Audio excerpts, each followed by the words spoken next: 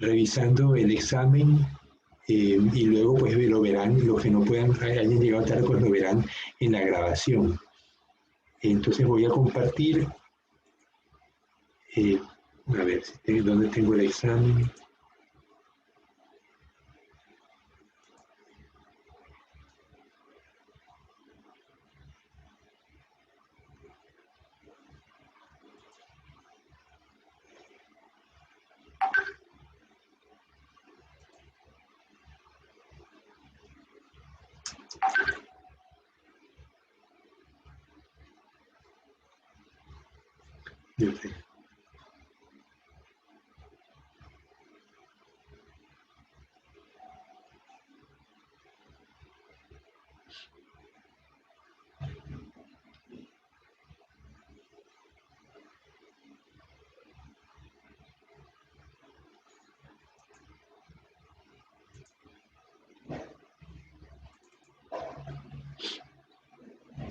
Bueno, díganme si lo ven.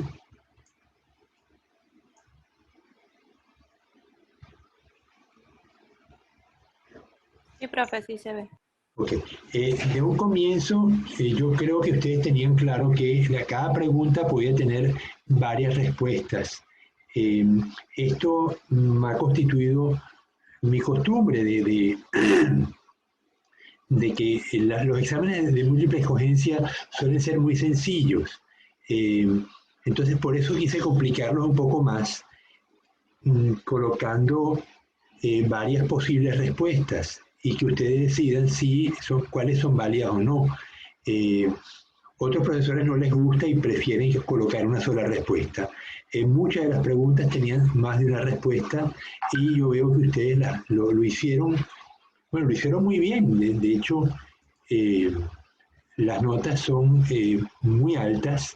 Eh, eh, Lamentablemente, pues el sistema no tiene la seguridad requerida como para verificar si esto es verdad, eh, y es a través de los ejercicios que ustedes me entregan cómo yo puedo verificar si realmente dominan o no la materia. El examen es más bien un formalismo, pero que no veo que sea lo suficientemente riguroso. Eh, Así que bueno, vamos a ver. La primera pregunta decía, el planteamiento de un proyecto de investigación científica suele iniciarse con. Las preguntas válidas eran la detección de un problema que le llena y que le llama la atención a un investigador y la búsqueda de bibliografía sobre un problema determinado. Esas eran las dos válidas. Casi nadie, solamente uno de ustedes colocó las dos preguntas correctas. La mayoría tiene solamente medio punto. Eh, Porque la tercera, la búsqueda de métodos que habrán de aplicarse a la investigación, eso no forma parte del planteamiento de un proyecto. Obviamente, cuando yo hago el proyecto, tengo que indicar qué metodología voy a usar, pero cuando se inicia el planteamiento, cuando se propone, no se dice qué metodología se vaya a usar. ¿Qué pasó, Nelly? Ya va, un segundito, voy al baño un momento.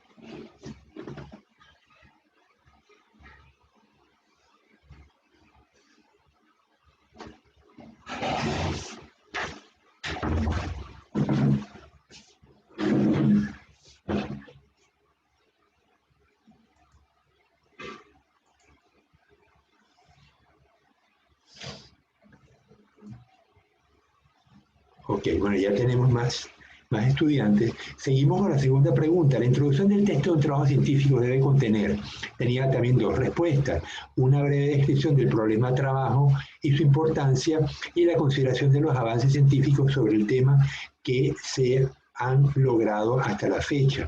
Eso es la introducción. La comparación de los resultados obtenidos con otras investigaciones realizadas sobre el tema no forma parte de la introducción, eso forma parte de la discusión. La mayoría tuvo las dos respuestas correctas. La tercera, el muestreo aleatorio es más representativo para estimar los parámetros estadísticos de una variable en una población porque logra que todos los elementos tengan igual probabilidad de ser muestreados. Indique cuál de los siguientes tipos de muestreo en la lista que sigue se consideran aleatorios, sistemático y estratificado, y por cuotas es el tercer tipo que no es aleatorio. Son muy útiles por cuotas, pero no es aleatorio y se utiliza en ciertos momentos, ¿no? La mayoría tuvo la respuesta correcta. Las conclusiones al final de un trabajo de investigación son importantes porque permiten que otros investigadores reconozcan si la hipótesis se soportó con el ensayo realizado y se avanzó en esa línea de conocimiento y plantean hipótesis alternativas si el ensayo no soportó la hipótesis original. Se contrastan los resultados obtenidos con los de otros investigadores. En las conclusiones no se contrastan. Las conclusiones son pertinentes solamente al trabajo que se hizo, al resultado que se obtuvieron. Creo que la mayoría también tuvo buena esta pregunta. Entre las características de los diseños experimentales, en contraste con los no experimentales, se puede mencionar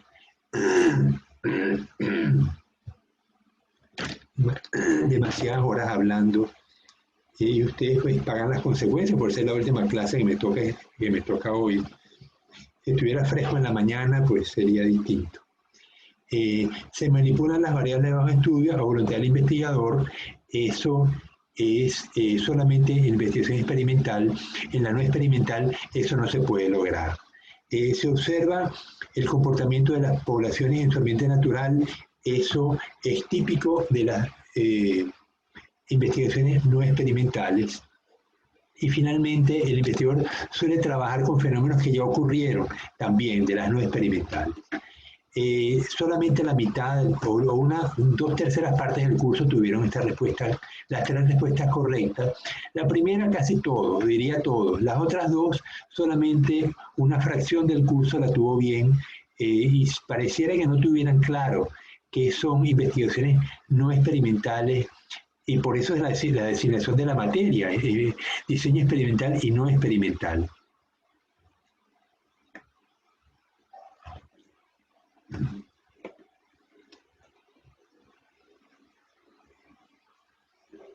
El uso de la muestra control en los análisis experimentales se debe a que se necesita, la respuesta correcta es tener un patrón no manipulado para contrastar las alteraciones en las variables experimentales. Esto es crucial. Si no hay control, va a ser muy difícil que logremos sacar conclusiones firmes de un experimento. Creo que muchos lo tuvieron, la mayoría lo tuvieron bueno, ¿no? En las pruebas estadísticas no paramétricas se suelen usar rangos asignados a los datos de las variables, pero aún así se toma en consideración la distribución y varianza de estos datos. No, eso es falso. Justamente las pruebas paramétricas no tienen en consideración ni la distribución ni la varianza. Cuando se desea aplicar una prueba de contraste de hipótesis paramétrica, se debe verificar primero que los datos se distribuyen normalmente y que las varianzas de las poblaciones a contrastar son homogéneas. Si los datos no cumplen estas restricciones, se pueden intentar corregirlas simultáneamente transformando matemáticamente los datos. Las transformaciones a usar varían según el tipo de datos de acuerdo a la siguiente tabla que usted debe completar. Los datos numéricos enteros se tratan con raíz cuadrada, los datos fraccionados con logaritmo y los datos porcentuales con arcoseno de la raíz de la proporción. Muchos tuvieron muchos no tuvieron estas respuestas correctas, no sé qué les pasó. Yo tenía duda de poner esta pregunta, la puse, bueno, por ponerla y veo que me siguen fallando y me pareciera que no tuvieran claro cómo deben ser las transformaciones de los datos. Los contrastes de hipótesis pueden hacerse indistintamente con pruebas paramétricas o no paramétricas, pues ambas son igual de potentes para detectar diferencias significativas entre las poblaciones que se contrastan. Esto es falso. Los contrastes paramétricos son más potentes que los no paramétricos, pero los no paramétricos nos permiten trabajar en condiciones especiales, como cuando los datos no son distribuidos normalmente o las varianzas no son homogéneas. Finalmente, las comparaciones múltiples son evaluaciones a posteriori que se pueden hacer con pruebas de Duncan, Tukey, Kramer, Bonferroni y diferencias mínimas significativas, entre otros. Pero primero debe efectuarse una prueba a priori ANOVA de una o varias vías a los datos que se contrastan y esta debe resultar ser significativa. De esta manera se asegura que el nivel de significación se mantenga. Eso es enteramente cierto. Bien, ¿hay alguna duda por parte de ustedes?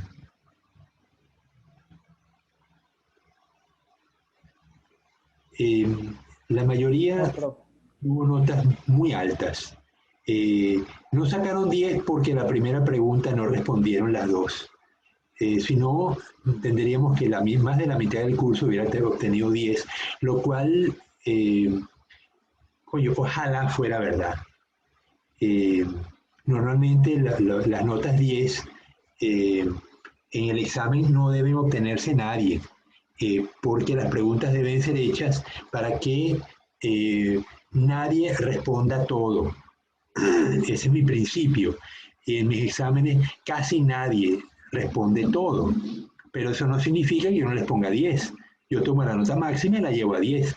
Pero si el examen todo el mundo responde chévere, significa que saben mucho más de lo que dice el examen y no pude medirlo. Cuando yo quiero medir algo con un instrumento, tengo que usar un instrumento que me permita tener una escala por encima de los valores esperados. Si un velocímetro que yo en un carro me llega al máximo, yo no voy a saber cuál es la velocidad que tiene el carro, porque ya superé la velocidad máxima que podía medir el instrumento. Igual pasa con un examen. Pero los exámenes deben ser hechos de tal manera que nadie responda todo, justamente para poder medir cuánto saben los estudiantes. Lamentablemente mis colegas no me acompañan en asignar la nota máxima al estudiante que sacó la nota máxima. En otras universidades donde he trabajado, como la Universidad de California o la Universidad Simón Bolívar, es obligatorio al final del curso, no en los exámenes, pero sí al final del curso, alguien tiene que tener 10. Eso lo establecen las normas de la universidad, en toda la universidad, en todas las carreras. Pero aquí en Ecuador y en Venezuela, lamentablemente, esto no es norma general de las universidades. Entonces, eso significa que yo puedo tener excelentes estudiantes, pero con notas de 8 o 9, cuando son estudiantes que deberían tener 10. Pero es la manera de calificar. Bueno, eso no lo puedo cambiar yo en Ecuador, solamente les transmito mis inquietudes y las experiencias que he tenido en distintas universidades, algunas universidades de muy alto calibre como la Universidad de California. Bueno, ¿dudas?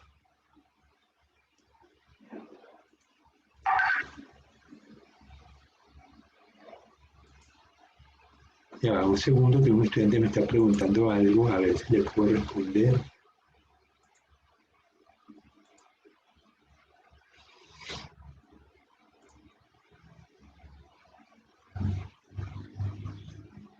Buenas tardes, quería contar.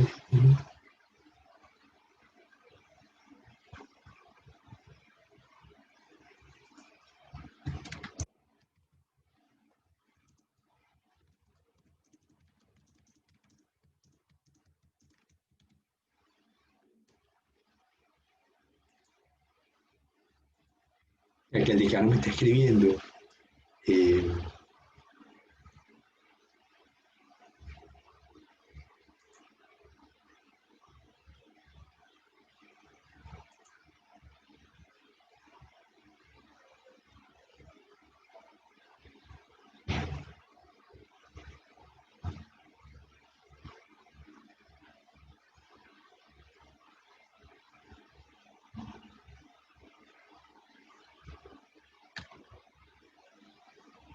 ¿Alguien sabe qué le pasó al rector?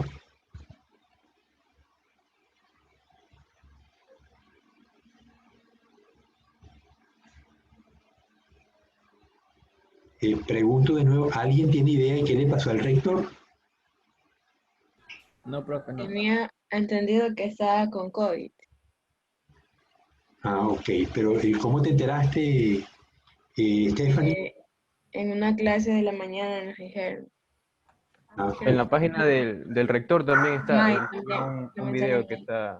que está en una sala. Está hospitalizado. pues o sea, no es solamente que tiene COVID, sino que está hospitalizado. O sea, la cosa es más seria, porque el doctor nos da un mensaje indicando que de parte de todo el personal de la Facultad de Ciencias del Mar le desean que se recupere pronto, pero no dice qué es lo que tiene el rector. Bueno, está en nuestras oraciones y pedir porque se recupere pronto el profesor rector. Chat. Alguien está escribiendo. Dice, profe, buenas tardes, ya tomó lista. No, estaba esperando que ustedes entraran porque apenas teníamos, de 26 estudiantes, tenía 10. Y yo sabía que iban a entrar. Así que bueno, vamos a tomar lista ahorita.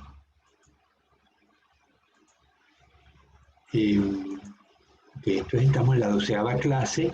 Génesis está, Arcentales. Anthony Barré está, Profe, Presente. Arcentales no tiene internet. pero ella se comunica por la clase. Entonces, ¿Mande? ella ve las clases grabadas, entonces, Sí, es que no tiene internet ahorita. No sé qué le pasa a su internet. momentáneamente no tiene. Ok, ya, Ajá. bien, perfecto. Javier Briones está, María Carofilis, no la he visto. Sí, profe, estoy aquí. Ah, ok. Fátima Cedeño. Presente. Ajá. Andrew de Mera. Andrew, no está. Stephanie, sí está. Brian García. Presente. Ajá. Joao, todavía no está. Leili, creo que sí. Tuvo un problema. Él me dijo que le avise, profe, que tuvo un problema. Por eso no se pudo conectar. Él me llamó. Bien, bien, bien. Sí. Ya, Leili, ya te puse la asistencia. Andrea Estefanía. Ok. Andrea Estefanía. Presente. Ujú. Cristian Andrés. Adrián Steven. Presente. Kelly Aileen. Diego está, ¿verdad? Presente, profesor. Ya, Diego Aileen no está, perdón, Kelly Aileen no está. Profesor, ella Es serio, tuvo profesor. una calamidad doméstica. Sí, hace Ok, poco falleció la abuelita y está en eso. ya. Cristian Andrés, no saben de él, del Lord. Bueno, Juan Carlos, Sí, también está pasando una situación parecida. pero que tiene un familiar enfermo. De Cristian, sí. Ya, Profe Juan Carlos, que lo hace, ¿qué dice? Juan Carlos, déjame ver si... ya. Sí.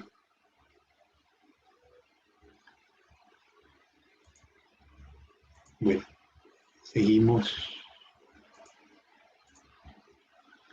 Juan Carlos está entrando. Montanero, Aarón. Presente, profe. Ujú. Yaneli Michelle, Yaneli Palma, no está. Milena Marie Claire,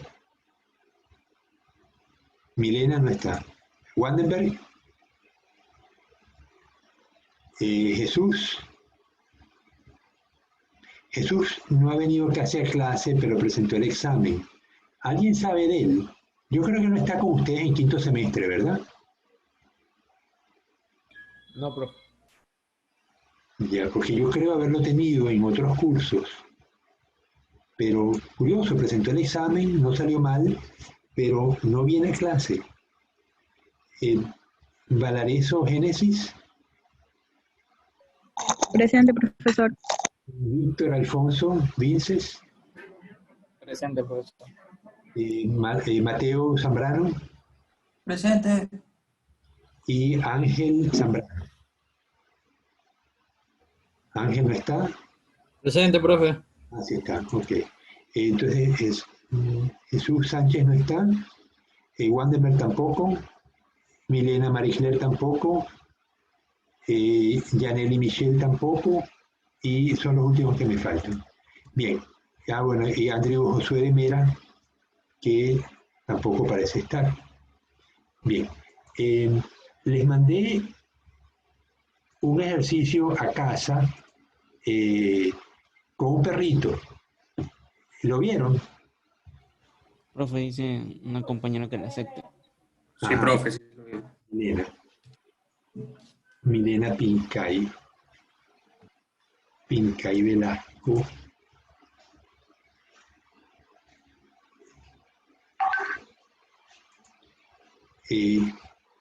A mí me sorprendió lo del perrito y no lo he chequeado porque es que no he visto a mis perros.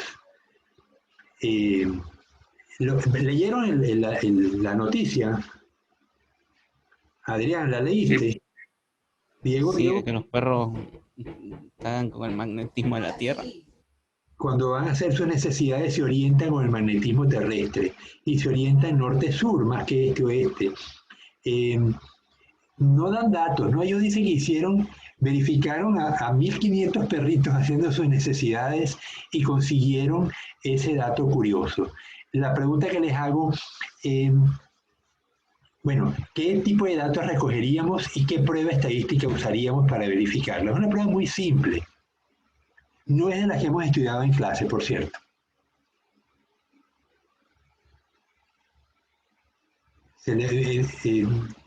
Mateo, ¿se te ocurre?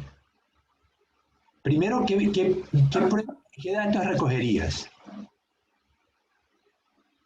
Ya me pregunta yo, que no la escuché bien.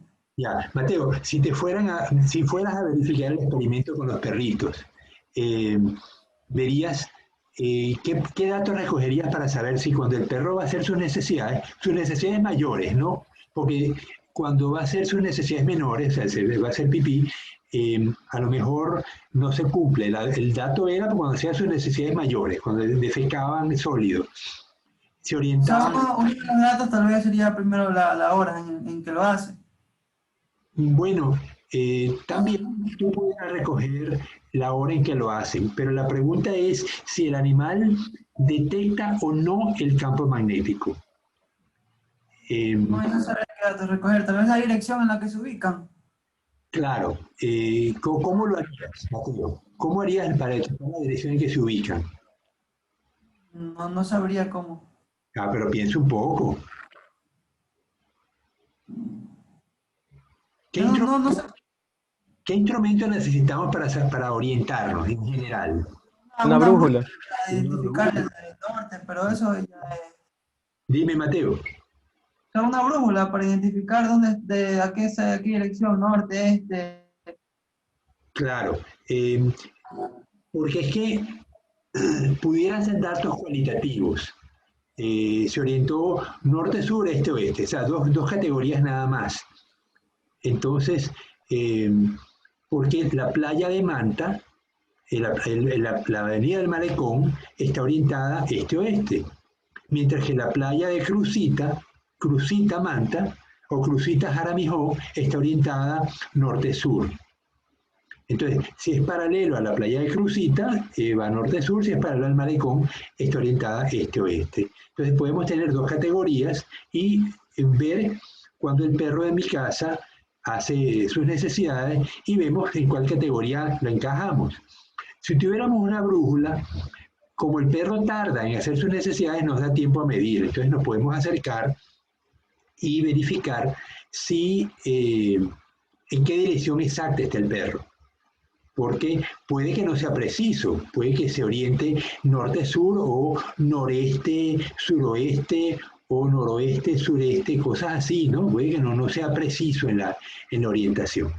Bien, pero partamos de lo más sencillo, las dos categorías, norte-sur, oeste-oeste. Luego entonces tenemos un número de perros que hemos evaluado, ya sea el perro de mi casa, que lo medí muchos días, Los perros en mi casa hacen necesidades varias veces al día. Como lo hacen en el patio, no los veo. A veces cuando los saco a la calle, se les ocurre hacer la necesidad en la calle y tengo que llevar una bolsa siempre conmigo para recogerlo. Porque yo espero que hagan necesidades en mi casa y aquí yo lo limpio.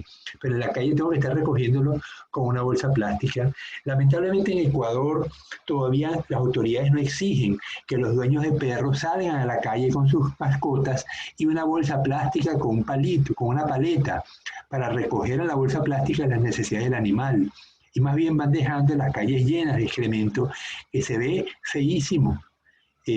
Ojalá que las autoridades municipales empiecen al principio promoviendo el hecho de que los dueños de mascotas saquen a sus perros y lleven una bolsa plástica y luego poniendo multas. En Estados Unidos es obligatorio, bueno, en Estados Unidos, en algunas partes de Estados Unidos, es obligatorio recoger el excremento del perro, pero en muchos otros sitios pues no lo es. Pero yo creo que por civilidad uno debe darse cuenta que es incómodo caminar por una calle y que se te llenen los zapatos de excremento de perro. Entonces, si a mí me molesta, a todos, a cualquiera le va a molestar y por eso debo evitarlo, ¿no? Entonces, yo siempre saco la perra con una bolsa plástica en mi mano para que si acaso se le ocurra hacer excremento en la calle, pues yo lo puedo recoger y lo boto en la basura. O me lo traigo a casa y lo boto en la basura de mi casa. Bien, entonces ahora tenemos dos categorías. Hemos chequeado 40 perros o 40 días en chequeo o 20 días, que si acaso el perro hace 2 veces al día, y verifico en qué categoría está. Suponiendo que me da norte-sur, me dio 25 veces, 25, y este-oeste me dio de las 40, me dio entonces 15, o vamos a ponerlo 30 y 10. Entonces, ¿qué prueba estadística podemos hacer para verificar si esto, el valor esperado, cuál sería? Si el perro, la hipótesis nula, el perro no distingue el polo magnético de la Tierra. Por lo tanto, la hipótesis nula debería ser el número de la orientación del perro. Cuando hace sus necesidades, es indistintamente norte-sur, oeste-oeste. Entonces tendría que ser 20 norte-sur y 20 este-oeste. ¿Me siguen? ¿Me siguen? Sí, profesor. Por favor, agarren un papelito y háganlo ustedes a mano. Entonces tengo norte-sur, observado 30, esperado 20. Este-oeste, observado 10, esperado 20. ¿Qué prueba estadística podemos hacer en este caso para que nos indique si realmente los perros se orientan en una dirección más que en otra?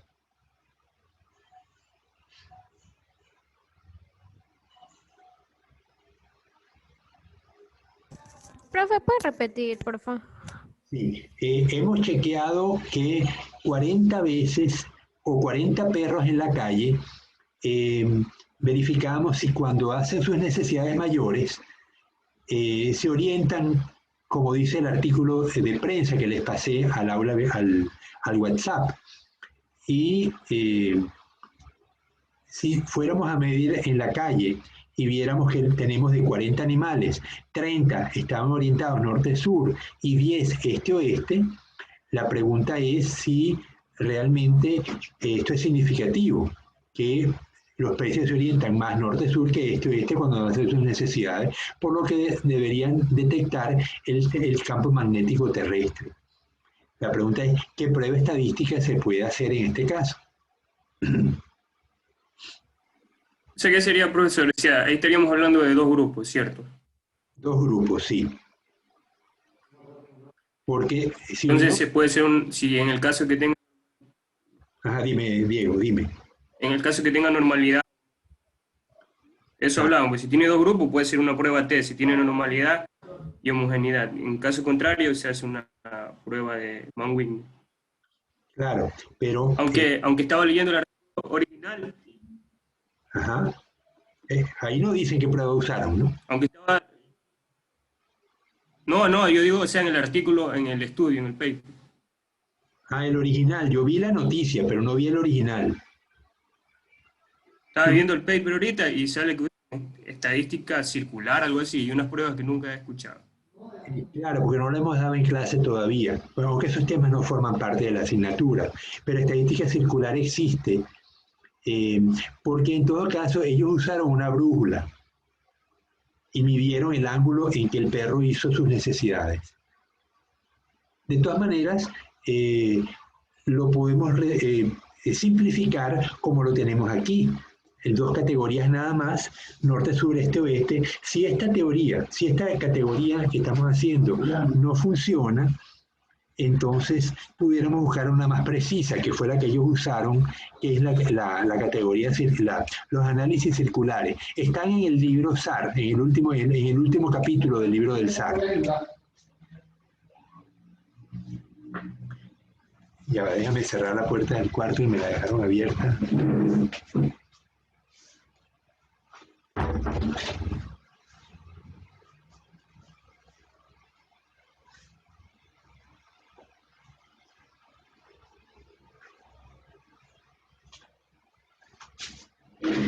Me tengo que encerrar en mi casa para que no perturben las actividades de mi familia. Bien, entonces seguimos con la pregunta. Veo que no me la han resuelto. La prueba no la hemos visto en clase, pero sí la han visto con el profesor Kleber. Con Hans no, pero con Kleber sí la han debido ver. Se usa mucho en genética, cuando uno quiere verificar si las moscas de un color de ojo salen distintas de otro color, o si las alas son más largas que otras. ¿No se acuerdan de esa prueba? Chi cuadrado, no. La prueba de Chi cuadrado, exactamente. Entonces, para usarla, se dice que tenemos 2 categorías.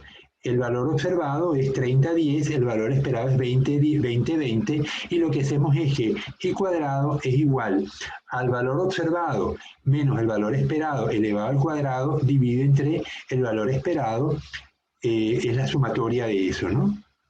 Entonces, esto es igual a 30 menos 20 sobre 20, 30 menos 20 elevado al cuadrado sobre 20 más 10 menos 20 elevado al cuadrado sobre 20. Esto me da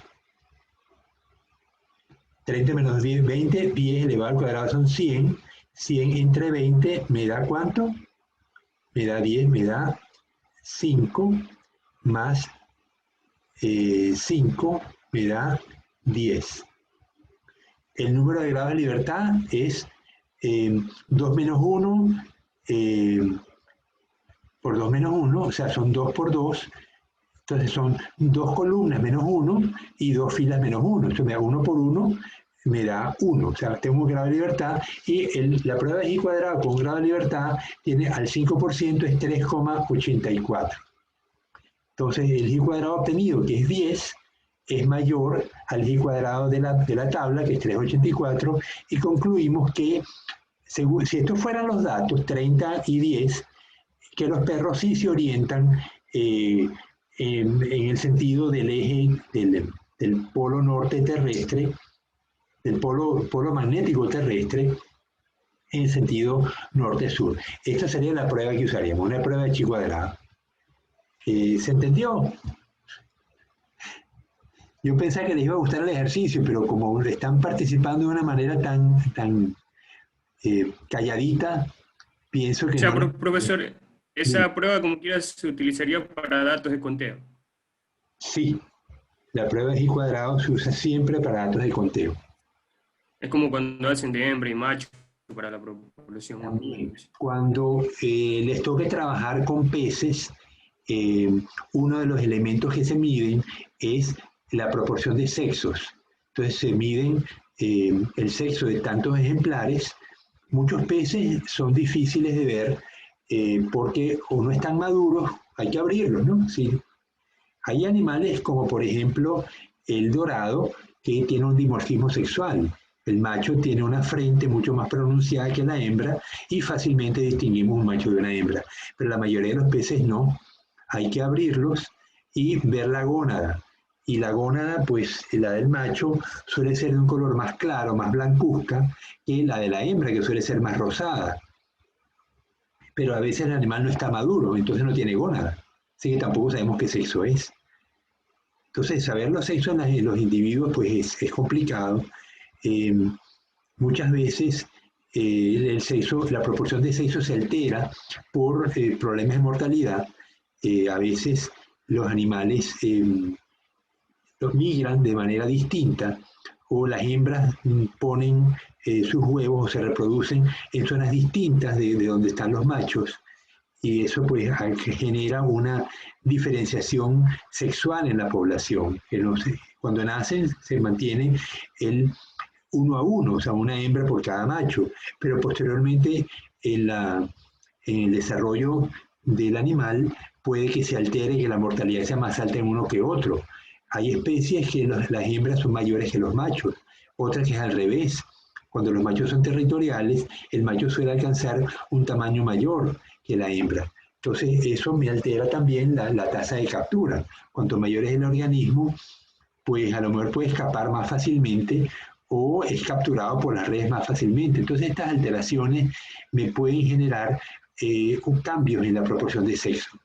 Entonces, para medirlo, uno toma el número de hembras, el número de machos y el valor esperado es la suma hembras más machos entre 2, como hicimos aquí. Entonces, Adrián, ¿pudiste hacer el ejercicio numéricamente?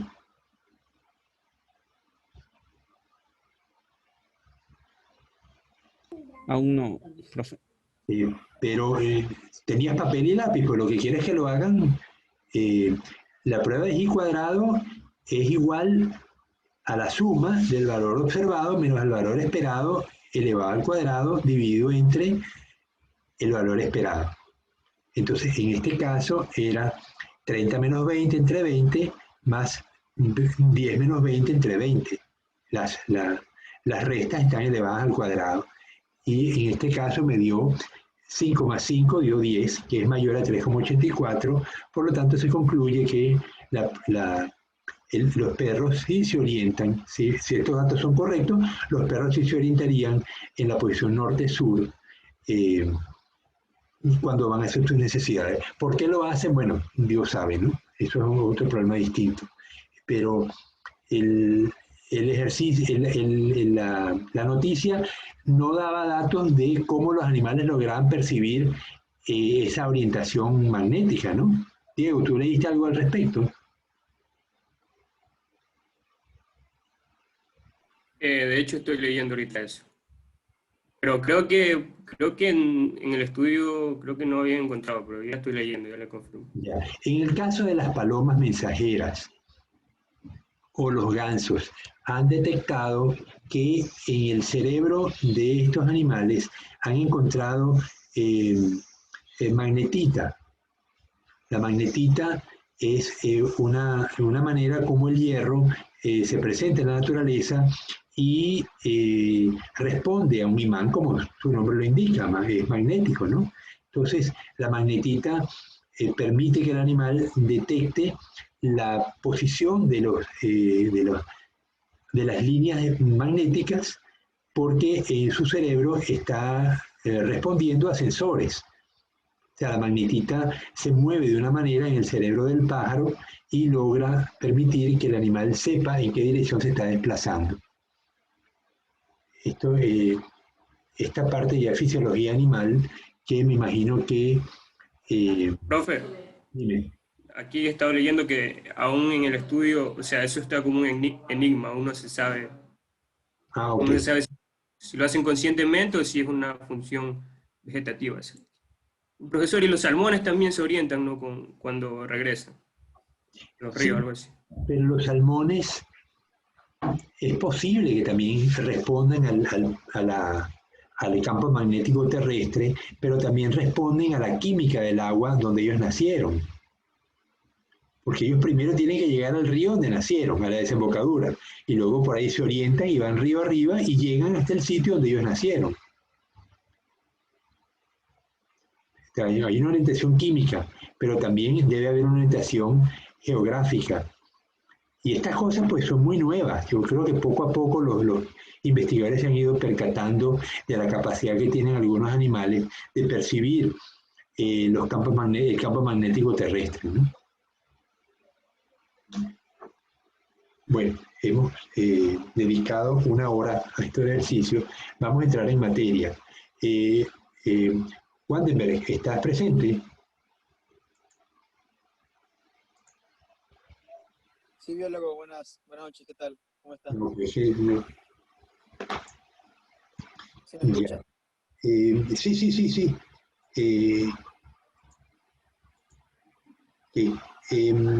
Yaneli no está presente, pregunto. Y Andrew de Mera.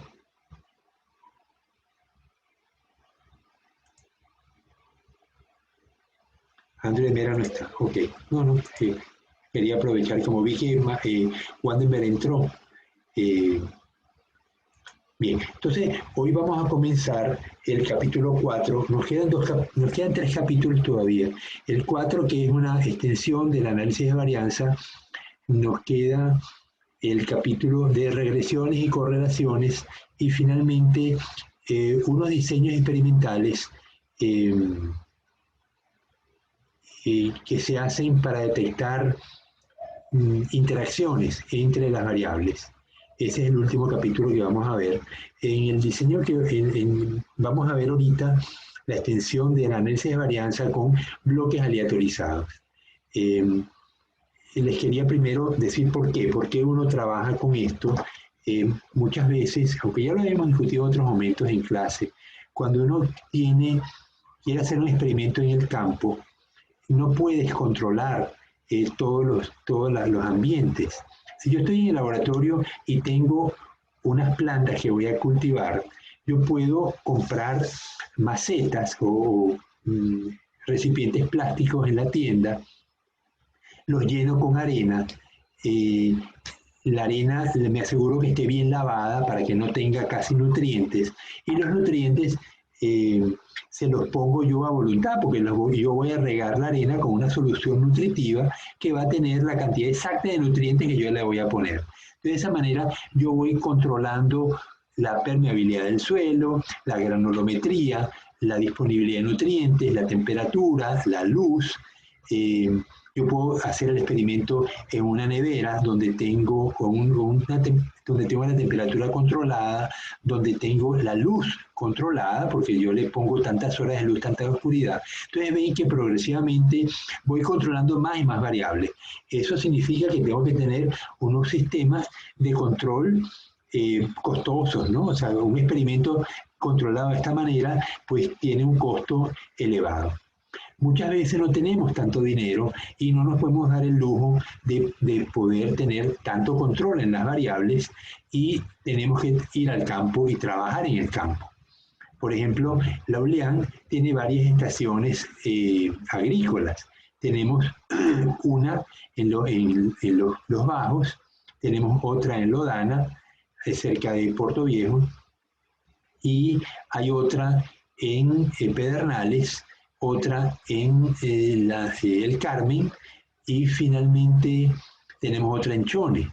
Entonces, en cada estación hay un clima distinto, una tierra distinta, y uno pudiera entonces probar una variedad de planta que vaya a ser usada en Manabí, pero yo quiero ver, como Manabí es una provincia bastante grande, de hecho una de las más grandes del Ecuador, si la semilla que yo quiero traer importada, porque es una semilla de guanábana muy buena, y quiero ver si me va a dar el mismo rendimiento en el Carmen, que está más alto, que en Pedernales o en Manta, que está más bajo. En este caso los bajos, porque en Manta no tenemos estación agrícola. Entonces yo diseño un experimento que se llama diseño con bloques aleatorizados. De tal manera que yo recojo muestras en todos los sitios y verifico si el bloque me afecta o no. En todo caso, el ejemplo que puse no es el correcto, porque si yo voy a hacer lo que les acabo de decir, de trabajar en el Carmen, en Pedernales, en Los Bajos y en Chone, donde están las estaciones del Oleán, yo pudiera usar un simple análisis de varianza. Pero el problema es, el suelo en el ambiente natural no tiene las mismas características. Entonces hay suelos que tienen más arcilla, suelos que tienen más arena, y yo voy a trabajar en cada sitio de la universidad, yo voy a poner mis semillas de guanábana para ver cómo crecen, pero el suelo de cada sitio va también a ser distinto. Entonces, lo que yo voy a hacer es que divido la parcela que me dan en cada lugar y voy a colocar las plantitas de guanábana que todas las he cultivado en manta. Yo pongo a germinar las semillas, después que tienen cierto tamaño, yo me voy al Carmen, a Pedernales, a Los Bajos y coloco las semillas en unas parcelas que las voy a denominar bloques. Entonces, esos bloques van a tener cierta heterogeneidad, pero yo me aseguro que las plantitas van a estar expuestas a la mayor heterogeneidad posible del ambiente que está caracterizando a estos sitios, a donde están las estaciones del Oleán, y yo tengo entonces cierta, como he incorporado la variabilidad ambiental dentro del experimento, yo puedo confiar que los datos que voy a obtener reflejan también la variabilidad de la planta en producir guanábanas. Porque si en el Carmen coloco la guanábana en un suelo muy bueno y en Los Bajos coloco la guanábana en un suelo muy malo, me va a dar un resultado que en Los Bajos produce poca guanábana.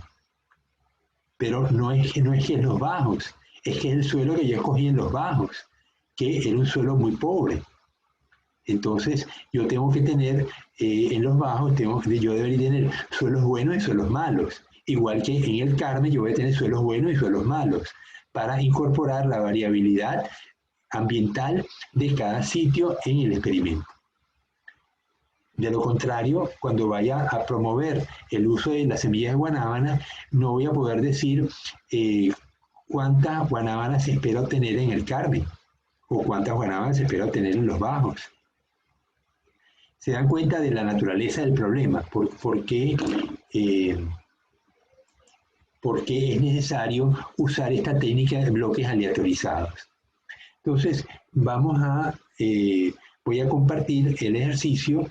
El ejercicio está basado en un texto que tomé del libro de Sarr, donde ellos trabajaron con gatos, pero el ejercicio se los hice como si fuera a trabajar con el resultado de una empresa. Vamos a leerlo.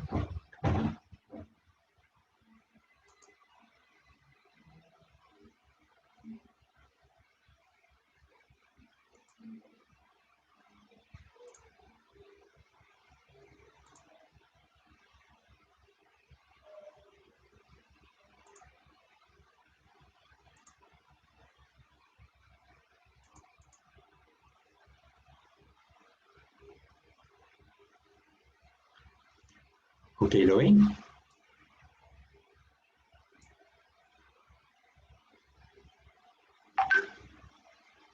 ¿Lo están viendo? Sí, sí se ve, profesor. Ok, vamos a aumentar el tamaño de la letra para que lo puedan leer. Entonces, dice, se diseñaron 3 métodos, tratamientos, para mejorar el procesamiento de atún en las plantas de manta. Luego del adiestramiento, se decide verificar si alguno de los métodos es el más adecuado para reducir el tiempo de proceso. En el adiestramiento participó personal de 5 empresas enlatadoras, que son los bloques, y hace falta constituir los bloques con representantes de cada una de las.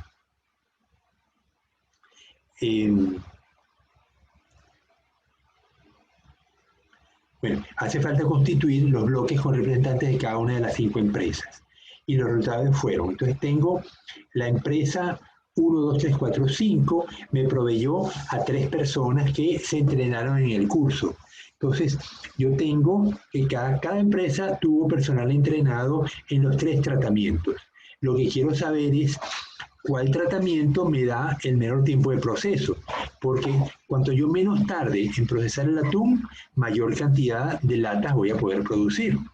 Entonces, pero me interesa verificar si los grupos trabajan de manera similar en todas las empresas. Entonces yo tengo, cada grupo fue entrenado con un tipo de tratamiento y voy a probar en las 5 empresas. Entonces, yo tengo que el grupo, mira a la izquierda, tengo el bloque empresa 1, 2, 3, 4, 5, seguro no va aquí. Entonces, el grupo 1 fue el grupo 3 en la empresa 1, el grupo 2 fue el grupo 1 y el grupo 3 fue el grupo 2. Entonces, y esos grupos trabajaron, procesaron el atún y midieron el tiempo que tardaron. Pongan ustedes que es la limpieza. ¿Han ido a visitar alguna empresa enlatadora de atún alguna vez? ¿Alguno de ustedes o todos? Silencio en la sala. Alguien hable, por favor. ¿Nadie ha ido a una empresa de atún en su vida? No, profe, yo no. De tantas que hay en Manta. Yo sí, profe. Ajá. ¿A qué empresa fuiste? En Inepaca. En Inepaca. ¿Y trabajaste allí o solamente...? No, en el área de comedor. Ah, ok. Bien, pero ustedes saben que el atún viene de los barcos atuneros, lo llevan congelado. Ustedes ven que los camiones circulan por Manta y van echando humo. Ese humo es producto de que el atún está a menos 20 grados centígrados o menos, y el aire que lo rodea se condensa, y por eso se ve ese humo, que no es humo, es vapor de agua. Ese atún congelado lo separan por tallas, luego que tienen unas tallas más o menos uniformes, lo descongelan sumergiéndolo en agua, luego que está a temperatura ambiente, lo meten en una caldera a cocinar. Durante el tiempo determinado le clavan un termómetro que indique que la temperatura haya llegado a los 60 grados a nivel del espinazo, y luego lo dejan enfriar. Dentro de la caldera se prenden unos aspersores de agua para enfriarlo. Luego lo ponen en unos carritos y lo meten en una sala donde hay también agua circulando, agua fría circulando para que el atún se enfríe, y luego que está frío lo llevan a la sala de proceso, donde lo van a limpiar, le sacan las vísceras, le sacan la cabeza, la cola, las aletas. Esas cosas van a la planta de harina, y los lomos los separan. Con unos cuchillitos lo pelan, le quitan la piel, y una vez que el pescado está limpio, le sacan los lomos, y eso es lo que luego se enlata, el lomo, o se exporta, porque el Ecuador también exporta lomos, ¿no? A veces también exportan migas. Lo que queda pegado al espinazo son trocitos de carne, y eso también se llama miga y también se exporta, porque el atún en lata no tiene 100% lomo, también tiene una porción de miga. Luego ese atún pues lo enlatan, lo llenan con un líquido de cobertura que puede ser aceite, puede ser agua y vinagre, o puede ser una salsa de tomate o salsa de chipotle, o lo que quiera el cliente que lo va a comprar, ¿no? Luego se cierra, se cierra herméticamente, se esteriliza, se le pone la etiqueta y ya se mete en su caja y a la cuarentena para verificar que el cierre haya quedado bien hecho. Si el cierre quedó mal hecho, van a entrar bacterias a la lata y la lata se va a bombar y se va a derramar el líquido que tiene dentro. De esa manera detectamos si el cierre fue bien hecho. Bien, ese es el proceso básicamente del atún enlatado. Entonces, algunos de estos procesos son manuales, como vieron que la pelada del atún que se hace con un cuchillito, la extracción de los lomos que se hace a mano, el extracto de las vísceras, el corte de la cabeza, la cola. Entonces, cualquiera de estos procesos pueden tener su técnica y en este caso vamos a usar tres procedimientos distintos en los cuales hemos entrenado a la gente y vamos a medir el tiempo que tardan en procesar 10 atunes. Entonces, vemos que a la derecha tenemos que en la empresa, lo ven, ya vamos a...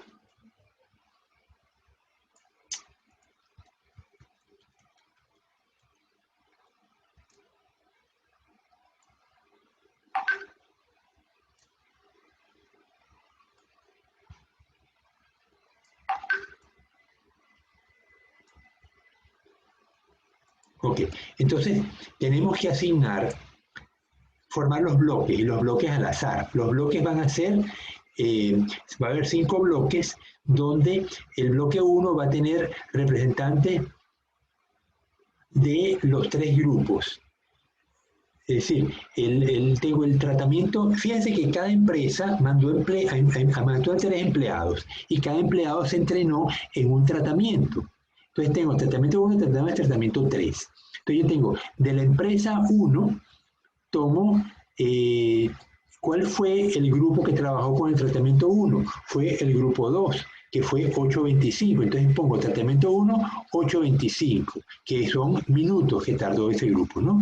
El tratamiento 2 en la empresa 1 fue el grupo 3. Entonces el grupo 3 tardó 11.25. Lo coloco en tratamiento 2, 11.25. Y el tratamiento 3 de la empresa 1 fue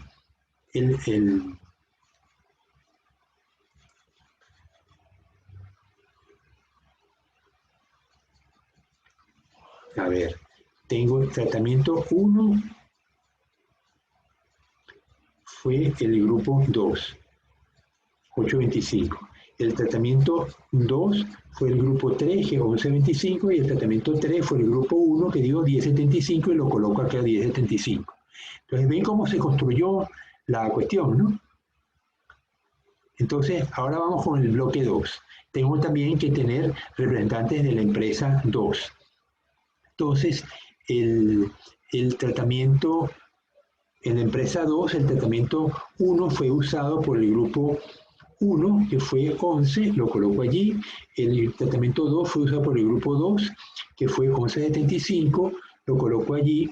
Y finalmente el tratamiento 3 fue usado el grupo 2, 11.75, perdón, el tratamiento 3 fue usado por el grupo 2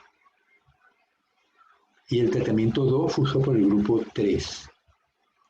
12.25, que lo coloco. Bien, entonces se dan cuenta que ¿cómo asignamos los... vámonos a la izquierda completamente. Tenemos que asignar el tratamiento a cada grupo. Y eso tiene que ser al azar. Entonces, tomo una tabla de números al azar y voy a asignar en la empresa 1. O sea, el grupo 1 no todo el tiempo va a tener el tratamiento 1. Vemos que el grupo, en la empresa 1, tengo el grupo 1 tuvo el 3, el grupo 1 en la empresa 2 tuvo el 1, el grupo 1 en la empresa 3 tuvo el 3, y así. Pero es importante que los grupos estén asignados al azar. Bien, entonces una vez que yo tengo esto, armo mis tratamientos y tengo los datos. Entonces ahora el tratamiento 1 de cada empresa, el tratamiento 2 de cada empresa, el tratamiento 3 de cada empresa. Y ahora voy a aplicar el procedimiento de análisis de varianza con bloques al azar.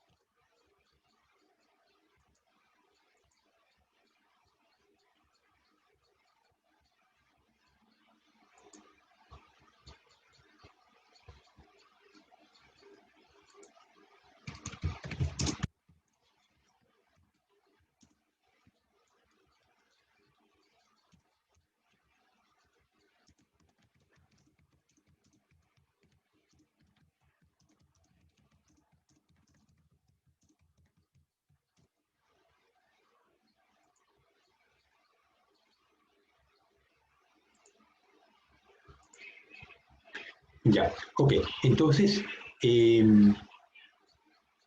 fíjense que en este experimento yo tengo controlado los tratamientos, pero la parte de los grupos es una variable aleatoria. ¿Se acuerdan que habíamos discutido este caso de cómo trabajar con análisis de varianza cuando el investigador controla? Análisis de varianza de dos vías, como este caso, ¿no? El investigador controla todas las variables, pero en este caso tenemos control de una variable, pero no de la otra, porque los grupos están variando al azar. Entonces esto se llama análisis mezclado. ¿Cómo es que el SAR lo denomina? Un segundo, déjame buscarlo en el SAR.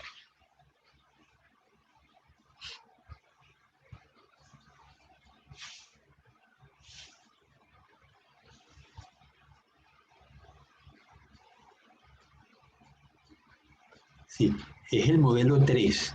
Decíamos el modelo 1, el factor A y el factor B, ambos son fijados y controlados por el investigador. En el modelo 2, el factor A y el B son ambos al azar. El modelo 3, el factor A es fijo, en este caso el tratamiento es fijo porque nosotros lo dispusimos, y el factor B, que son los grupos de las empresas, son al azar. Entonces, en este caso, el factor A no se mide el F del factor A sobre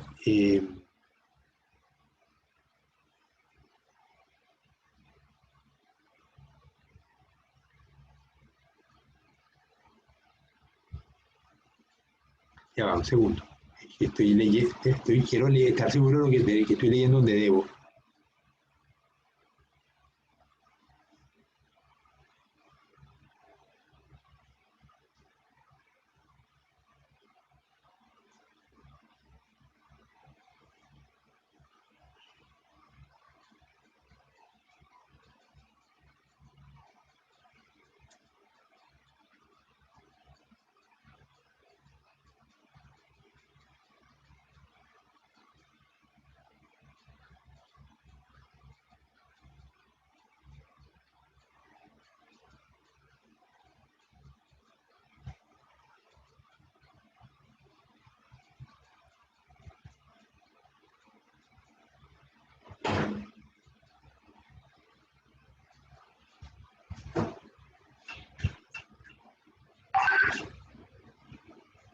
Mira que tú dejaste de pelear en el baño. No, estoy en clase.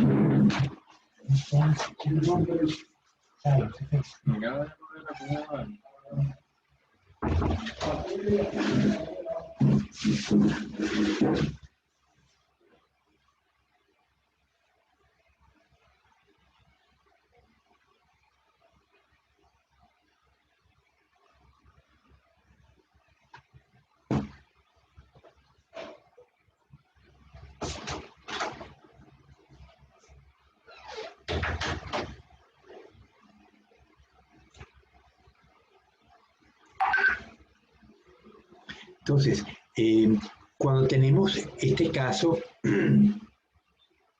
del factor tratamiento del atún, tres tratamientos distintos, donde nosotros fijamos el tratamiento, pero hay variabilidad entre los grupos. Se dice que el factor B, en este caso empresa o grupo humano, está variando al azar. Entonces ahí tenemos un modelo mezclado, el modelo tipo ANOVA tipo 3, y para medir el F del factor A, el valor de tratamiento sería el cuadrado medio del factor A dividido entre el cuadrado medio del resto, de la varianza restante. Ahora vamos a ver qué es esto de varianza restante. Normalmente, en el ANOVA que ustedes conocían, el factor F se medía como el cuadrado medio del factor sobre el cuadrado medio del error. Pero en este caso no vamos a usar el error porque no hay réplica. En este caso tenemos un solo grupo trabajando por un solo grupo trabajando por cada tratamiento. Entonces,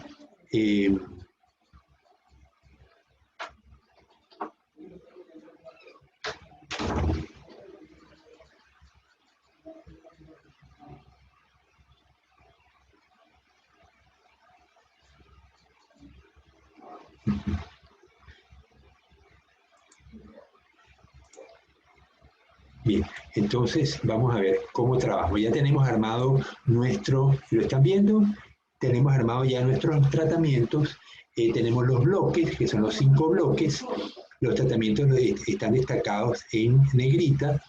Ven los tiempos, 8.25, el tratamiento 1, 11, 10.25, etc.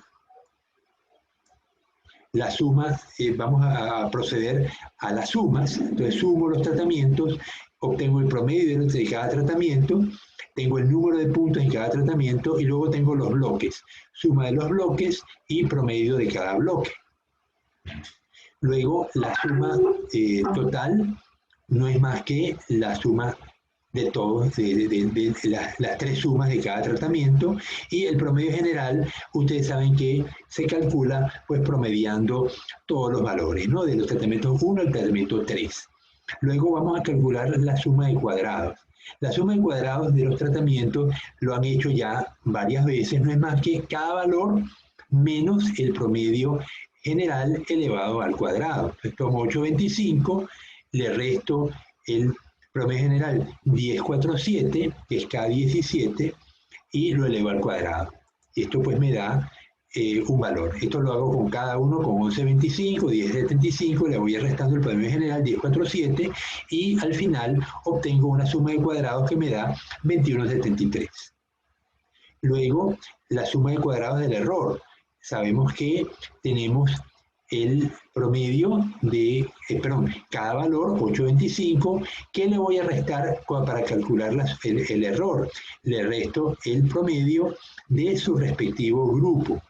Es decir, voy a tomar al 8.25, que es el K8, le voy a restar el K14, que es el promedio del grupo, el 9.55.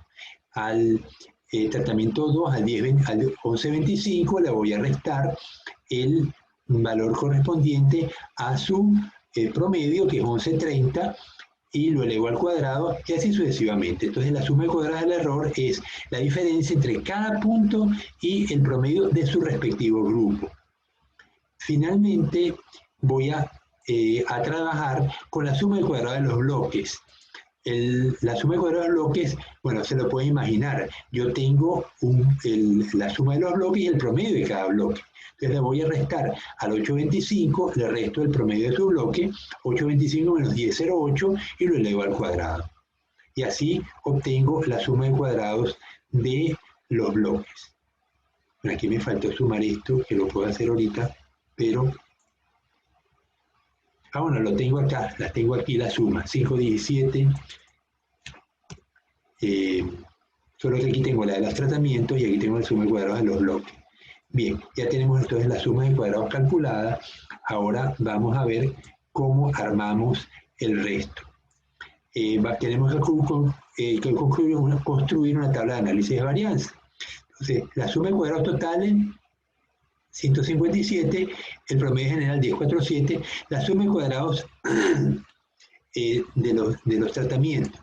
Suma de cuadrados totales, perdón, es 21.73.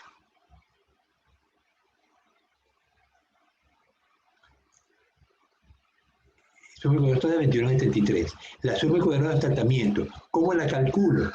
¿Se acuerdan que uno tomaba el número de puntos multiplicado por la diferencia entre el promedio de cada tratamiento y el promedio total? Entonces, es exactamente lo que estamos haciendo aquí.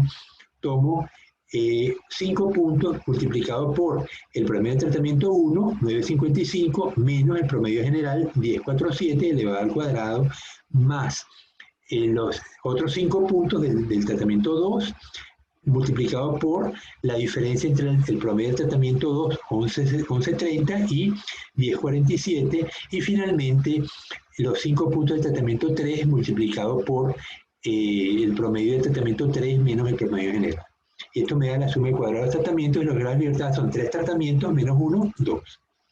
La suma de cuadrados del error, bueno, ya la calculamos. Tenemos 15 puntos menos 3 promedios que calculamos, me da 12 grados de libertad. El restante, ¿qué es el restante? El restante es la suma de cuadrados totales, 21.73, le resto el K22, le resto la suma de cuadrados de tratamientos y le resto el K36, la suma de cuadrados de los bloques. El restante, entonces, repito, es la suma de cuadrados totales, 21.73, menos la suma de cuadrados del tratamiento, 7.71, menos la suma de cuadrados del restante, menos la suma de cuadrados de los bloques, que es 10.67. Eso me da 3.36. No estoy usando la suma de cuadrados del error. Vamos a ponerle en amarillo, indicando que no se emplea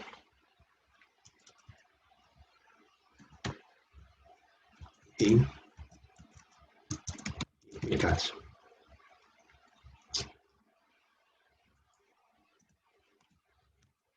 Ok, entonces ahora vamos a destacar esto con negrita. Entonces tengo fuente de variación, tratamiento, bloque, restante y total. Entonces, tratamiento, el total 21.73, restante 3.36, bloque 10.67, tratamiento 7.71. Grado de libertad, 2 de los tratamientos, 4 de los bloques, restante 8, porque sería 14 menos 4 menos 2. 14 menos 6 me da 8. Y cuadrado medio me da 385, que no es más que 7.71 entre 2, y el restante 3.36 entre 8, 0.4. Entonces, la F es el cuadrado medio del tratamiento sobre el cuadrado medio del restante. No del error, del restante, porque en este caso estamos trabajando con un programa especial que son bloques aleatorios. Y entonces me da F 9,2 y el F crítico con 0,05, 2 y 8 me da 4.46. Como 9,2 es mayor a 4,46, concluimos que se rechaza la hipótesis nula y se considera que uno de los tratamientos conduce a un tiempo menor de procesamiento del atún.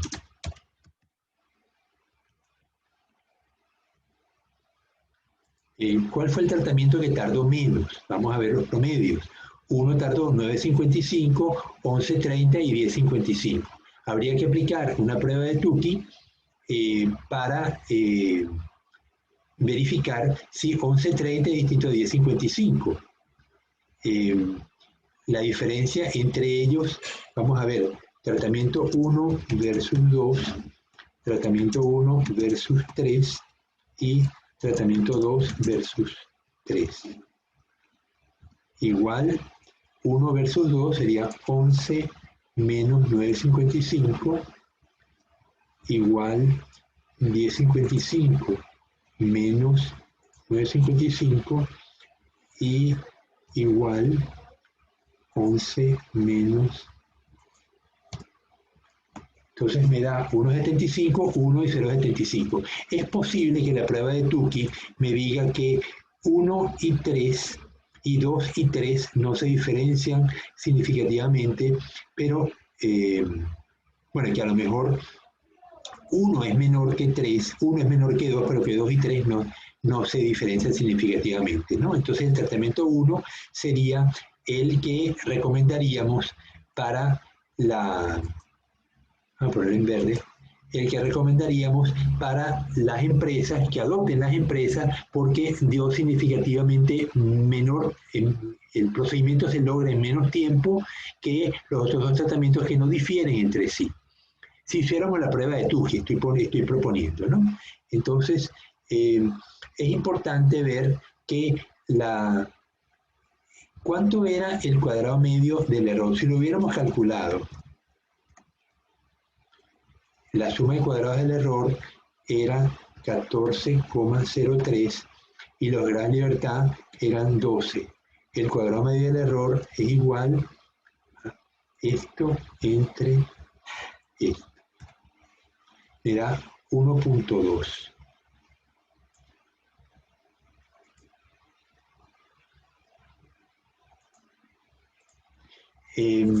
Fíjense que una propiedad que tienen los bloques al azar es que es una prueba más poderosa que las pruebas normales de análisis de varianza.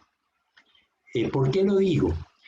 El F92 está calculado como el cuadrado medio de los tratamientos sobre el cuadrado medio del restante, no del cuadrado medio del error.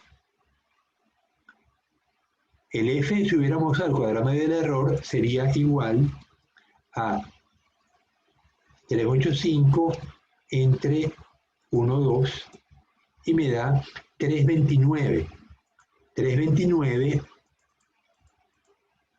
o 3,3. Comparen 3,3 con el valor del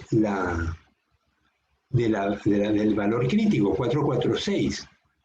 Claro, esto estaría con el F crítico aquí está comparado con 2 y 8. Y aquí tendremos que compararlo con 2 y 12. Vamos a ver cuánto me da con 2 y 12. O sea, F 0,05, 2 y 12.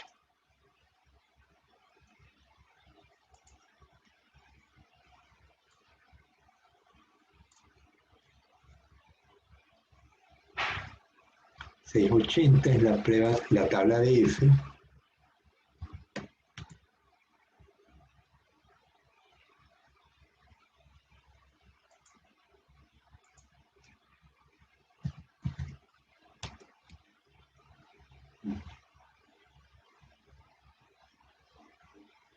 El estudio con 2 y 12 tengo al 0,05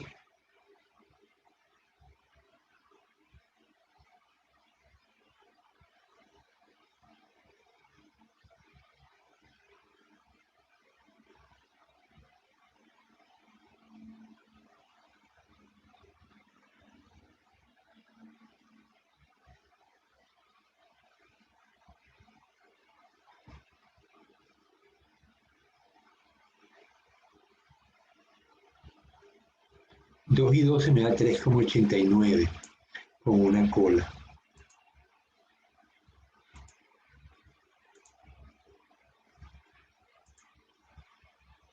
$3,89 y el F me da 3,3. Es decir que si usáramos la prueba de análisis de varianza normal que requiere el uso del error, de la suma de cuadrados del error, no me daría significativa la diferencia entre los tratamientos.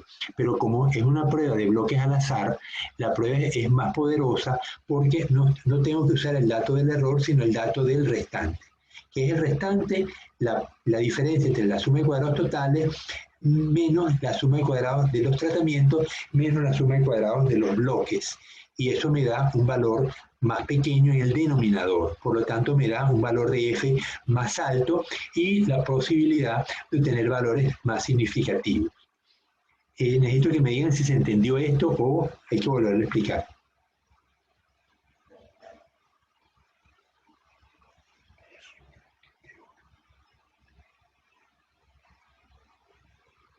Gente, reaccionen, digan.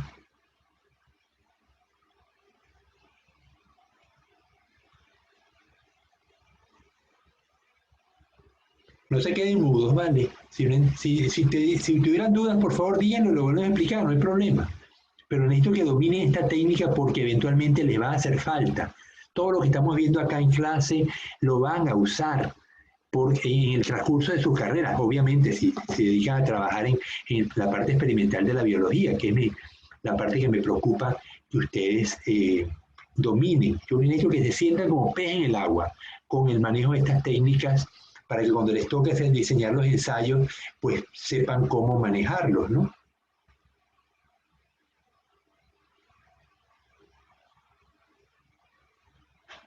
Profe, ¿puede volver a explicar? Ok, pero ¿desde qué nivel? ¿Desde el ejercicio completo? Dime. Lo último. Lo último. Claro, pero fíjate que lo último no es más que... a ver, ¿por qué trabajamos con bloques al azar? Porque me interesa la variabilidad. La variabilidad es fundamental en muchos procesos, porque es natural. Si yo le voy a decir a las empresas que quiero que usen un tratamiento porque propongo que funciona mejor,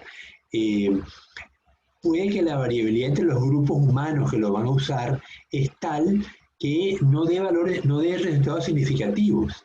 Entonces, yo necesito incorporar más de una empresa. Yo quiero incorporar, en este caso, ¿cuántas empresas enlatadoras de atún hay en Manta? Tranquilamente debe haber, por lo menos, a ver, que yo conozca. En el Parque del Atún debe haber tranquilamente 6 empresas y en el resto de Manta a lo mejor llegamos a 15 empresas. De esas 15 empresas yo voy a escoger 5 porque conozco a los dueños y les puedo pedir el favor de que me permiten llevar al curso 3 empleados para que hagan el curso y cada empleado se va a entrenar en un tratamiento. Y luego esos empleados pues van a ser capaces de entrenar al resto de las personas en la planta. Entonces, escojo a las 5 empresas, me asignan a las 15 personas, 3 de cada empresa, y voy al entrenamiento. Y luego cuando esa gente terminó el entrenamiento, que a lo mejor duró una semana, esa gente vuelve a su planta. Y les voy a pedir, ok, ahora que están entrenados, van a aplicar cada uno el tratamiento que aprendió a usar. Y me van a medir el tiempo, otra persona va a medir el tiempo con un cronómetro. Y eso es lo que hicieron. Entonces, yo asigné a los grupos, el grupo 1 en la empresa no sabía con qué tratamiento iba a trabajar. Porque las 3 personas de la empresa 1 fueron entrenados con los 3 tratamientos. Las 3 personas de la empresa 2 igual, es decir, todas las 15 personas fueron entrenadas con 3 tratamientos, pero ellos no sabían que cuando volvieran a su empresa iban a trabajar con uno solo de los tratamientos, más no sabían cuál. Entonces yo le digo a la empresaria de la empresa 1, pongamos que es Inepaca, le digo, mira, al grupo 1 tú lo vas a poner a trabajar con el tratamiento 3, al grupo 2 con el 1 y al grupo 3 con el 2.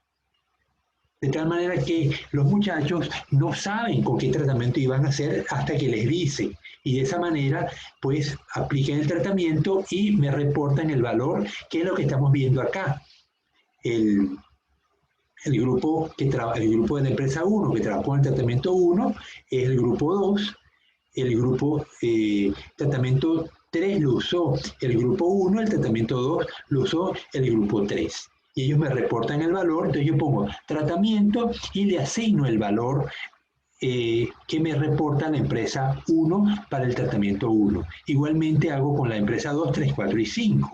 Y al final entonces construyo la tabla que tengo acá con números destacados. Bien, entonces hasta ahora yo creo que esto se entiende.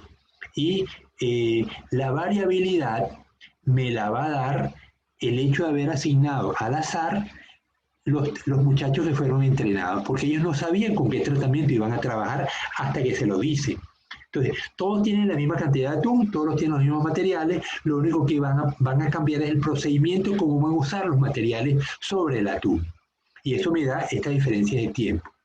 Entonces, ahora que tengo ya mis bloques al azar y los tratamientos, voy a hacer los cálculos.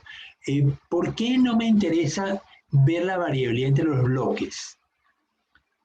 Me interesa saber si los trabajadores de la empresa 5 fueron más rápidos que los de la empresa 1. No, porque yo lo que estoy... Profesor, pero ¿por qué? O sea, si cada grupo solo trabaja con un tratamiento, ¿por qué tiene datos de los 3 tratamientos? Oye, porque yo necesito saber si el tratamiento bueno, que es el tratamiento 1, el que yo estoy tratando de vender, realmente es mejor que los otros 2.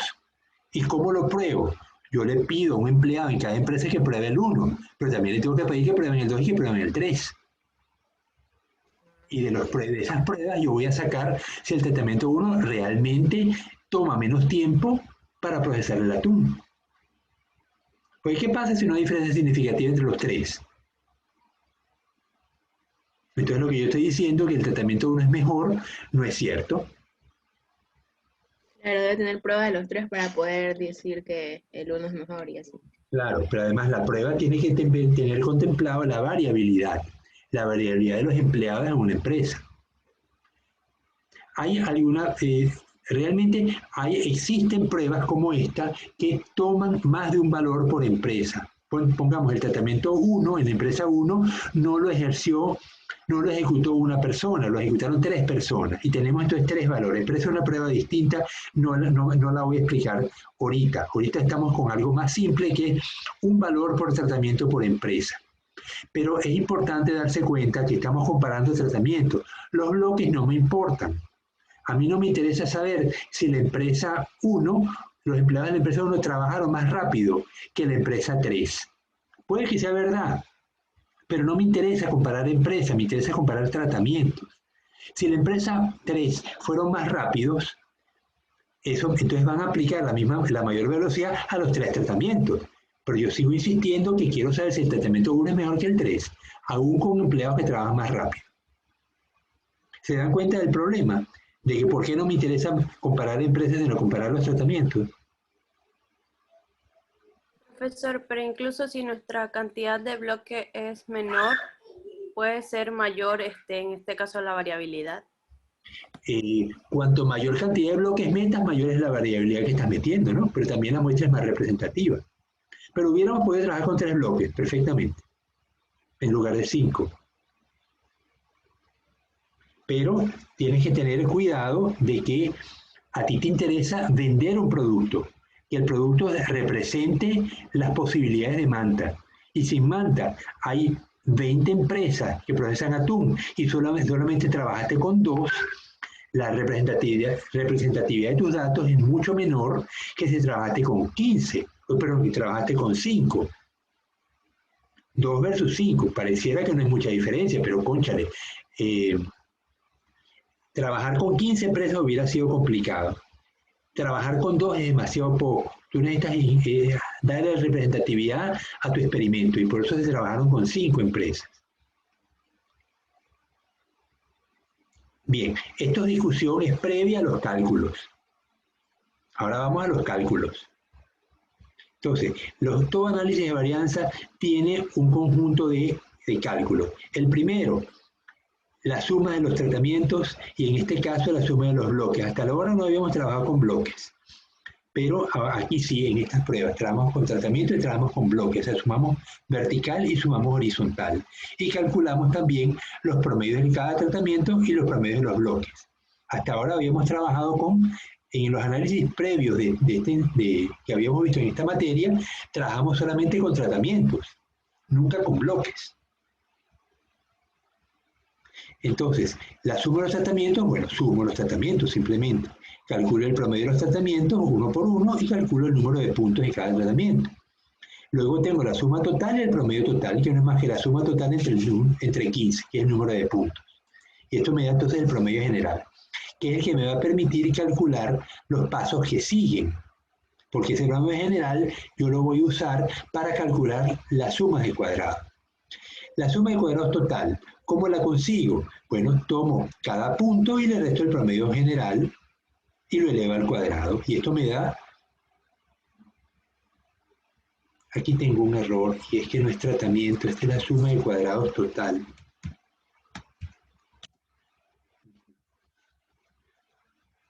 Ok, me da 21,75. Luego, la suma cuadrada de los tratamientos.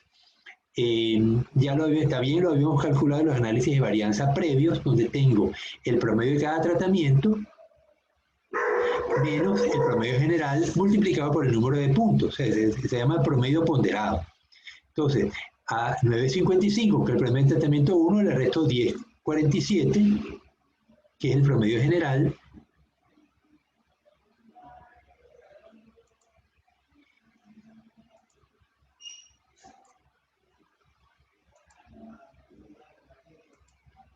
ok, entonces a los verdes le resto el promedio general y lo multiplico por cada punto, lo pondero por el número de puntos. Aquí hubo pues 5 empresas, puede que en alguno hubiera trabajado con 4 empresas nada más, pero aquí los bloques están completos, ¿no? Entonces, ahora tengo el promedio general, tengo el promedio de los tratamientos, que ya vi cómo la suma de cuadrados de los tratamientos, que ya vi cómo calculó que es un promedio ponderado.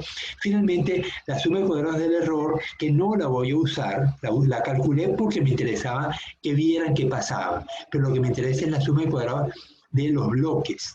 ¿Cómo calculo la suma de cuadrados de los bloques? Me voy arriba y veo que es la suma, el valor de cada punto, 8.25 menos el promedio del bloque elevado al cuadrado, luego 11 menos el promedio del bloque, etcétera, ¿no? Entonces, al fin tengo la suma de cuadrados de los bloques, que me da 10.67, y finalmente tengo el promedio, la suma de cuadrados del restante. Yo debí poner esto.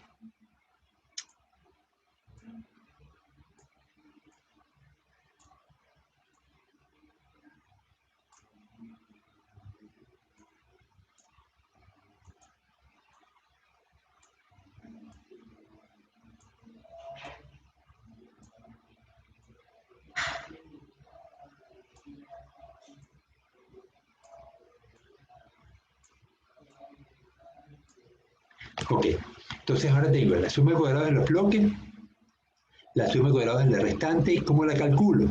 La suma de cuadrados total, 21.73, menos la suma de cuadrados de tratamientos, 7.71, menos la suma de cuadrados de los bloques, 10.67, me da 3.36, que es lo que voy a colocar en la tabla de análisis de varianza. Acuérdense, el error no se usa en este caso.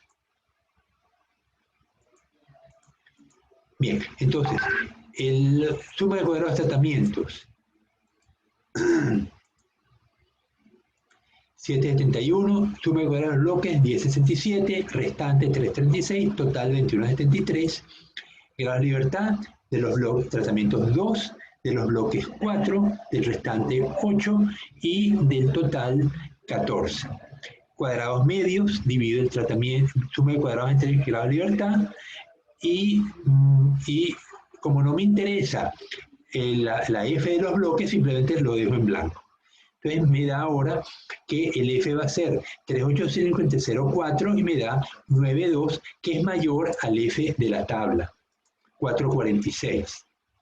¿Por qué digo que estas pruebas son más poderosas? Porque voy a dividir el cuadrado medio de los tratamientos entre un número menor, porque es el cuadrado medio del restante, no el cuadrado medio del error. Por eso es que esta prueba es más poderosa que la prueba de análisis de varianza normal. Bueno, de todas maneras, como deber, van a tener un ejercicio que se los voy a mandar a su casa para que lo trabajen y vean cómo puede ser utilizado esta técnica en el caso de la agrícola. Cuando estamos probando variedades de plantas en una diversidad de suelos, y yo quiero saber si la planta que realmente yo digo que es la mejor, la variedad mejor para ese clima, realmente es mejor en todos los suelos y no en un suelo en particular. Bien, ¿más dudas? Yo no sé si quedó claro. Estas cosas es mejor trabajarlas paso a paso con el ejercicio enfrente y darse cuenta de que, cómo se hacen las cosas, pero es importante que se cuenta por qué esta prueba, qué función tiene esta prueba.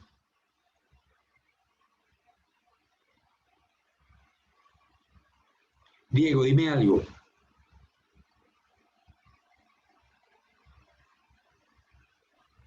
Ahora me Profe, dice, lo escucho un poco cortado.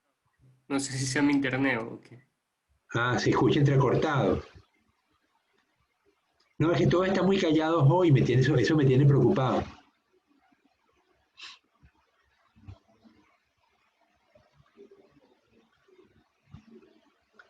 Bueno, jóvenes, ya faltan 12 minutos. Mañana vamos a ver, no hemos verificado si los datos son homogéneos, si las varianzas son homogéneas o si los datos son normales, ¿no? Vamos a hacerlo un momentito, igual var.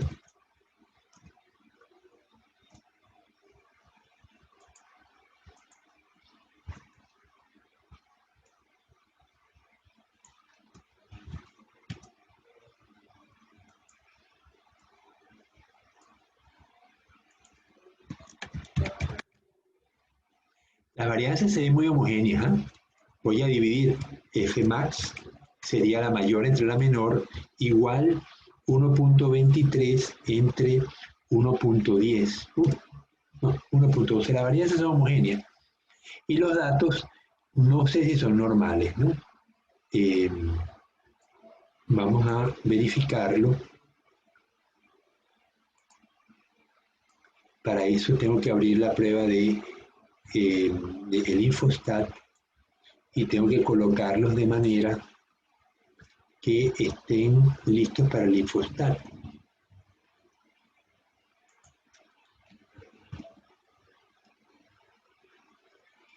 Tengo tratamiento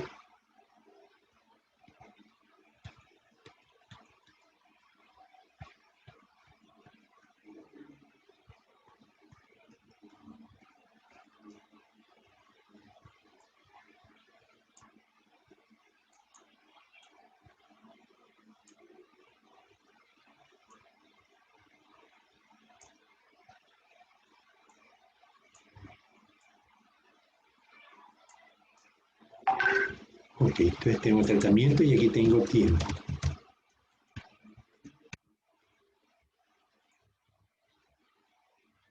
Lo guardo para llevármelo al Infostat, abro el Infostat. Esto lo saben hacer porque lo han hecho, ¿verdad, compañeros? Sí, profesor, sí, hemos hecho eso. Hicieron los ejercicios porque hicieron esto. Sí, ya hicimos.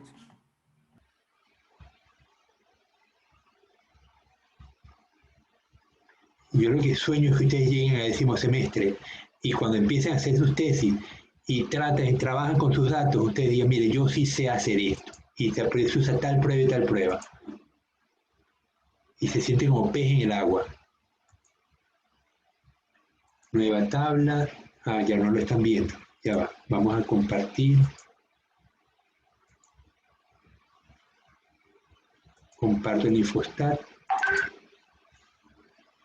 Ok, entonces ahora le digo edición, pegado con nombres. Ahora le digo que quiero estadísticas. Quiero entonces la prueba basada en una muestra, prueba de normalidad de Shapiro-Wilk. Le digo que quiero los tiempos, todos juntos. Y me da 0,7, es decir, mayor que 0,05, por lo tanto los datos son normales. Vamos a ver si de verdad si lucen normales, algún gráfico, histograma, le digo que quiere el histograma del tiempo, vamos a ver cómo luce, a lo mejor luce horrible. Muchas veces la prueba de Shapiro-Wilk da bien, no luce tan feo. Tengo en el medio, tengo más datos que en los extremos, entonces por eso es que da no significativa la prueba de Shapiro-Wilk. Bueno, entonces las varianzas son homogéneas, los datos son normales, por lo tanto podemos aplicar sin ningún inconveniente la prueba de análisis de varianza como lo hemos trabajado hoy. Si los datos no hubieran sido normales, tenemos una prueba alternativa que se llama la prueba de Friedman. Es la única prueba que se usa en análisis de varianza de dos vías, la única prueba no paramétrica, que la vamos a ver mañana, hoy no hay tiempo. Es muy sencilla, muy sencilla, más sencilla que las otras pruebas, más que la Cruz-Calwally, por ejemplo. Pero les dejo eso para mañana. Bueno, quedan 7 minutos. ¿Quieren conversar algo en estos 7 minutos?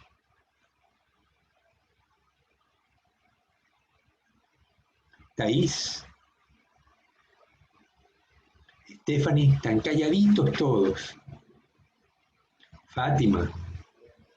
No, profe, quería preguntarle si el archivo lo va a, o sea, si es posible que nos pase por WhatsApp o algo así, solo para poder revisar. Sí, pero lo que pasa es que el archivo es el modelo. Está terminado. Tengo que pasarles el archivo con el ejercicio para que hagan el deber. Sí, pero es que para guiarnos con la fórmula. Ok, ya se los paso, se los pongo en el WhatsApp. Pero mañana van a tener el archivo con la prueba de ANOVA de 2 vías, la prueba de Friedman y el ejercicio, para que hagan las prácticas de las 2 maneras, con la prueba de paramétrica y la no paramétrica, y así me aseguro que dominan todas estas cosas de los bloques al azar. La semana que viene vamos a ver cuadrado latino, que eso sí es más fastidioso. Eso te da mucho los agrónomos. Dime. No he subido las notas, todas las notas del primer parcial. Ah, es que es cierto. No las voy a subir después que les pase los exámenes, porque es que tengo que tener el acuerdo de ustedes. Yo ahorita les paso el examen, junto con el examen corregido, y mañana lo discutimos, y si todos están conformes, entonces subo las notas. Tenemos hasta el 31 para subir las notas.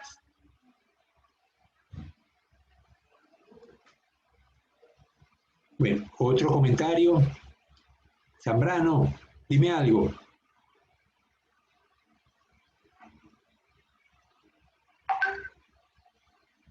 Nada, no quieren hablar.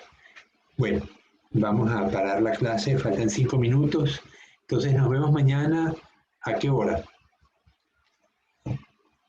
A las 2. A las 2 de la tarde. Yo tenía clase. Tenía clase de 2 a 6, pero a las 4 tengo una reunión de profesores. Pero eso es con los muchachos de bioquímica.